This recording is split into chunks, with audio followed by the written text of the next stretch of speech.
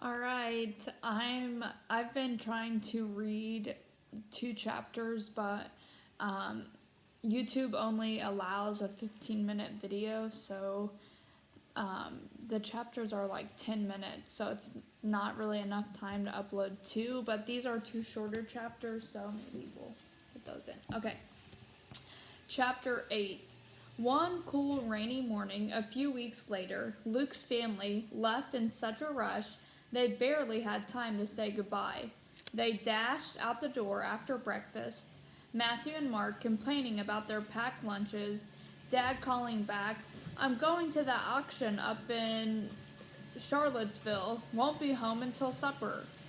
Mother hurried back and handed Luke a bag of cracklings and 3 pears and some biscuits from the night before. She muttered, "So you won't get hungry," and gave him a quick kiss on the head. Then she was gone too. Luke peeked around the stairway door, surveying the chaos of dirty pans and crumb-covered plates left in the kitchen. He knew not to look out as far as the window, but he did anyway. His heart gave a strange jump when he saw the window was covered.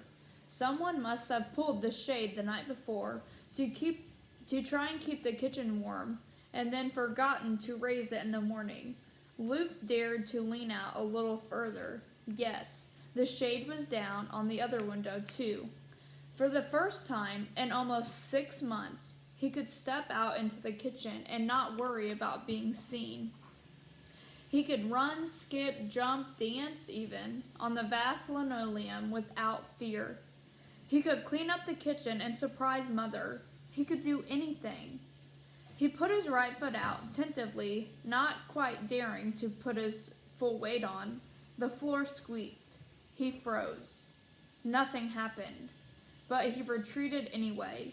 He went back up the stairs, crawled along the second-floor hallway to avoid the windows, then climbed the stairs to the attic. He was so disgusted with himself he could taste it.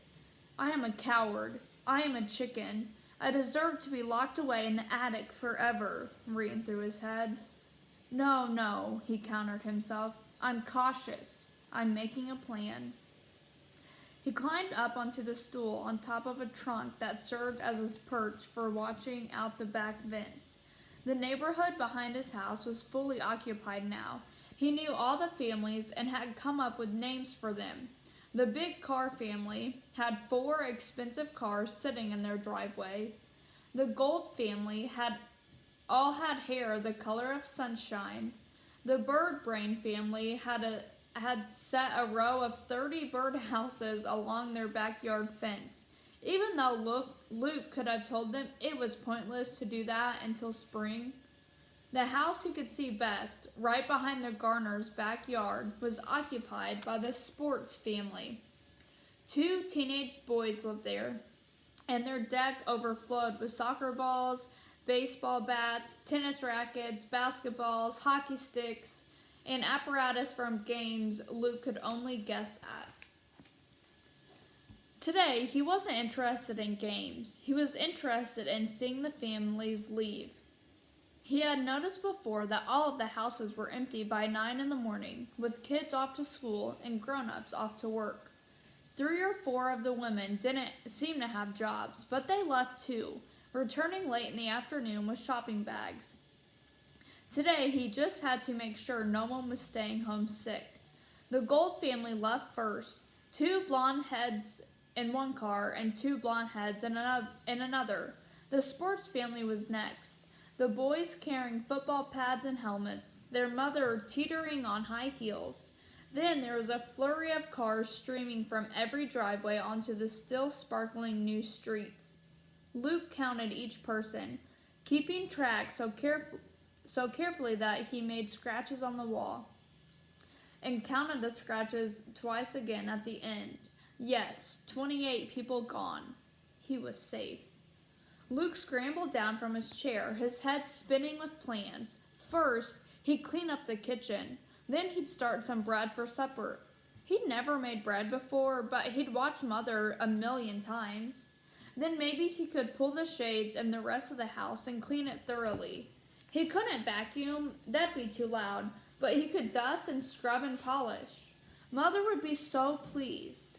Then, in the afternoon, before Matthew and Mark or the kids in the neighborhood got back, he could put something on for supper, maybe potato soup. Why, he could do this every day. He'd never considered housework or cooking particularly thrilling before. Matthew and Mark always scoffed at it as woman's work, but it was better than nothing. And maybe, just maybe, if this worked, he could convince Dad to let him sneak out to the barn and help there too. Luke was so excited he stepped in the kitchen without a second thought this time. Who cared if the floor creaked? No one was there to hear it. He gathered up dishes from the table and piled them into the sink, scrubbing everything with extraordinary zeal. He measured out flour and lard and milk and yeast and was putting it all in a bowl. When it occurred to him, it might be okay to turn on the radio, very softly. Nobody'd hear. And if they did, they just figured the family had forgotten to turn it off, just as they'd forgotten to raise the shades. The bread was in the oven, and Luke was picking up lint by hand from the living room rug where he'd heard tires on the gravel driveway. It was 2 o'clock in the afternoon, too early for the school bus or Mom or Dad. Luke sprinted for the stairs, hoping whoever it was would just go away. No luck. He heard the side door creaking open, then Dad exclaiming, "What the—" He was back early. That shouldn't matter, but hiding on the staircase, Luke suddenly felt like the radio was as loud as an entire orchestra, like the smell of baking bread could fill 3 counties. "Luke!" Dad yelled. Luke heard his father's hand on the doorknob. He opened the door. "I was just trying to help," Luke blubbered. "I was safe. You left the shades down, so I thought it was okay. And I made sure everyone was gone from the neighborhood and—" Dad glared. "You can't be sure," he snapped. "People like that, they get deliveries all the time. They get sick and come home from work. They have maids that come during the day." Luke could have protested, no, the maids never come before the kids got home from school, but he didn't want to give himself away more than he already had. "The shades were down," he said. "I didn't turn on a single light. Even if there were 1,000 people back there, nobody would know I was here. Please, I've just got to do something. Look, I made bread and cleaned up, and what if a government inspector or someone stopped by? I would have hidden, like always." Dad was shaking his head. "And leave them smelling bread baking in an empty house? You don't seem to understand," he said. "You can't take any chances. You can't, because—" At that precise moment, the buzzer on the oven went off, sounding as loud as a siren. Dad gave Luke a dirty look and stalked over to the oven. He pulled out the 2 bread pans and tossed them on the stovetop. He flipped off the radio. "I don't want you in the kitchen again," he said. "You stay hidden. That's an order." Luke went out the door without looking back. He went out the door without looking back. Luke fled up the stairs. He wanted to stop angrily, but he couldn't. No noise allowed. In his room, he hesitated, too upset to read, too restless to do anything else. He kept hearing, "You stay hidden, that's an order," echoing in his ears. But he'd been hidden. He'd been careful. To prove his point, to him, at least, he climbed back up on his perch by the back fence and looked out into the quiet neighborhood. The driveways were empty. Nothing moved. Not even the flag on the Gold family's flagpole or the spokes on the Birdbrains family's fake windmill. And then, out of the corner of his eye, Luke caught a glimpse of something behind one window of the Sports family's house. A face. A child's face.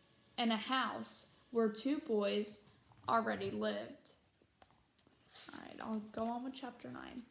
Luke was so surprised he lost his balance and almost fell backwards off the trunk. By the time he recovered and righted himself up, the face was gone. Had he imagined it? Was it just one of the sports family's brothers home early from school? Kids got sick, like Dad said, or they decided to play hooky. Luke tried to remember every detail of the face he'd seen, or thought he'd seen. It had been younger than either of the sports family brothers, softer, hadn't it? Maybe it was a thief, or a maid came early. No, it was a child. He didn't even let himself think what another child in that house would be. He stared for hours at the sports family house, but no face reappeared. Nothing happened until 6, when the two sports family boys drove in their Jeep, unloaded their football gear, and carried it into the house. They didn't run out screaming about being robbed. And he'd seen no thief leave. He'd seen no maid leave either. At 6:30, Luke reluctantly climbed down from his perch when he heard his mother's knock on the door. He sat down on his bed and muttered a distracted, "Come in." She rushed to hug him. "Luke, I'm sorry. I know you were just trying to help, and everything is amazingly clean. I'd love it if you could do this every day, but your father thinks, you can't." Luke was so busy thinking about the face in the window at first he couldn't figure out what she was even talking about. Oh, the bread, the house cleaning, the radio.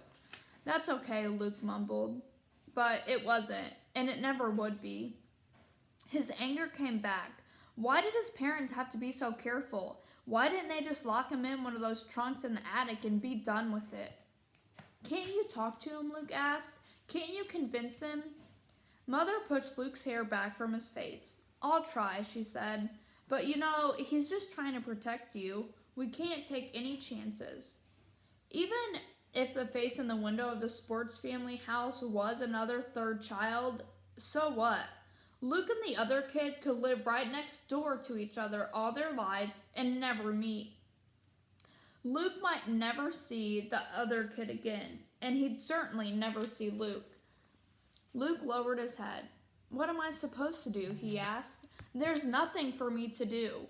I'm supposed to just sit in this room the rest of my life?" Mother was stroking his hair now. It made him feel itchy and irritable. "Oh, Lukey," she said. "You can do so much. Read and play and sleep whenever you want. Believe me, I'd like it. I'd like to live a day of your life right now."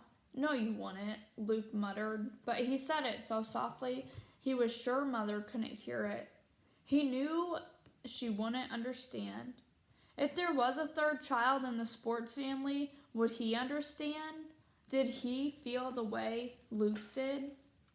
So I don't know if you have noticed the pronoun that Luke has been using for the third child in the house, but he keeps calling him a he. So I want you guys to kind of think about the first chapter that I read when I read the back of the book and kind of tune back into that and think about the pronoun that was used and talk about who you think is this third child that Luke thinks he's seen next door.